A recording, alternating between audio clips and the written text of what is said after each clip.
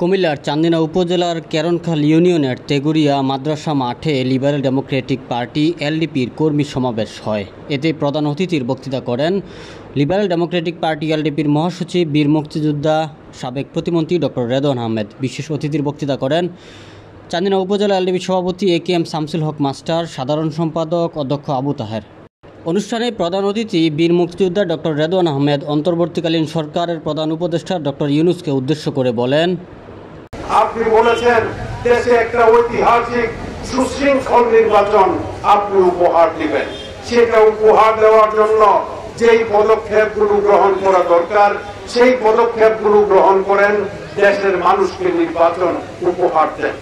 আপনি যদিও বিভিন্ন জায়গাতে আজকে চায়নাতে গেছেন বা অন্যান্য জায়গাতে গেছেন, আপনার অর্জন অনেক, কিন্তু এই অর্জন আসলে শূন্যের কোটা এখনো আছে।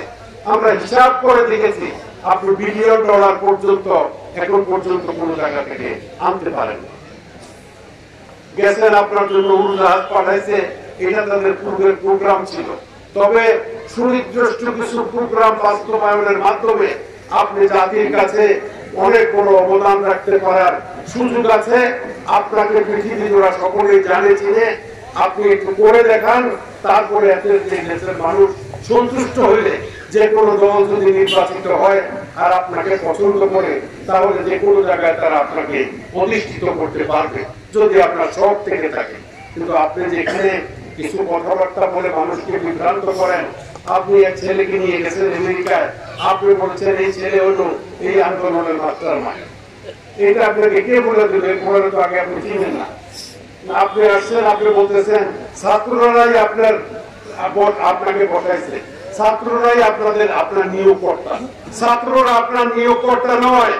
এই বাংলাদেশের সকল রাজনৈতিক দল একসাথে বসে সিদ্ধান্ত নিয়েছে যে আপনাকে প্রধান উপদেষ্টা করলে তাদের কোনো আপত্তি নাই। বিভিন্ন রকম প্রস্তাব ছিল, বিএনপি এলডিপি সহ সকল রাজনৈতিক দলের সমন্বয়ে একটা জাতীয় সরকার গঠনের প্রস্তাব ছিল। কিন্তু আমাদের দল এবং বিএনপি থেকে আমরা বলেছি যে আমরা জাতীয় সরকার গঠন করব না, অন্তর্বর্তীকালীন সরকার দিয়ে ডক্টর ইউনূসের নেতৃত্বে একটা পরিষদ গঠন করে সাময়িক সময়ের জন্য দেশে একটা সরকার পরিচালিত হোক।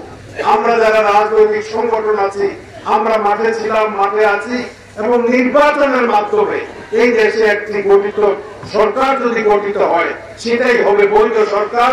সেই সরকারই এই দেশের মানুষের ভাগ্য। সুতরাং এই দেশের মানুষের ভাগ্য পরিবর্তনের জন্য একটা নির্বাচন প্রয়োজন। আমি আশা করি সেটা আপনারা দিবেন। প্রিয় ভাইয়েরা, আমার অনেক নেতা কর্মী চান্দিনার অনেক উন্নয়নের কথা বলেছে।